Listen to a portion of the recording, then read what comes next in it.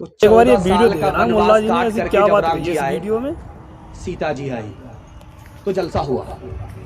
जलसे में फूल माला लेकर के तनवीर जकी जैसे लोग बैठ गए, लक्ष्मण जी एक तरफ बैठ गए। अब कहा गया माला इधर बढ़ाइए, तो जलसा के लोगों ने कहा, लक्ष्मण जी के हाथ में माला दे करके कहा ये माला लो, और तुम्हारी जो भाभी सीता जी पर्दे के पीछे बैठी हुई है उसके गले में जाकर के माला पहना करके आओ। दबा के जंगल में 14 साल रही, आबरू को बचाया, ईमान को बचाया, आबरू का सौदा नहीं किया।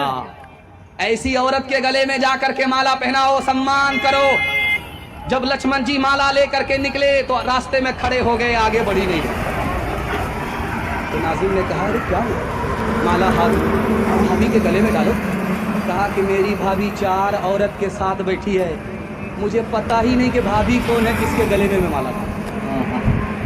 अरे 14 साल वनवास में रहे भाभी, और तुम उसके देवर, तुमको ये पता नहीं कि भाभी कौन है। उन्होंने कहा, अरे भाभी का हाल तो सुनो पहले। वो पर्दे के अंदर रहती थी, पर्दे से बाहर नहीं निकलती थी। जब वो निकलती थी तो घूंघट डाल देती थी। मैंने उसके पैर को चलते हुए देखा है, चेहरा नहीं देखा, इसलिए मैं पहचानता ही नहीं कि मेरी भाभी कौन है।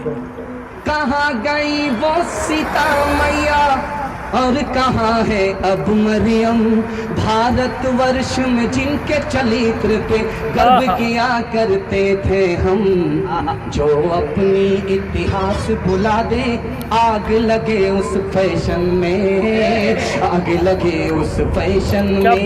हिंदुस्तान का चेहरा देखो सच्चाई के दर्पण में, हिंदुस्तान का चेहरा देखो सच्चाई के दर्पण में। अमन की देवी तड़प रही है गांधी जी के आंगन में, गांधी जी के आंगन में।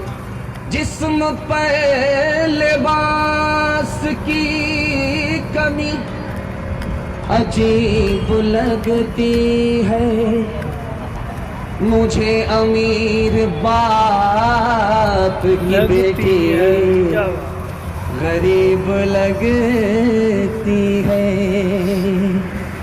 जिसे आंचल भी नहीं सर का संभाला जाता,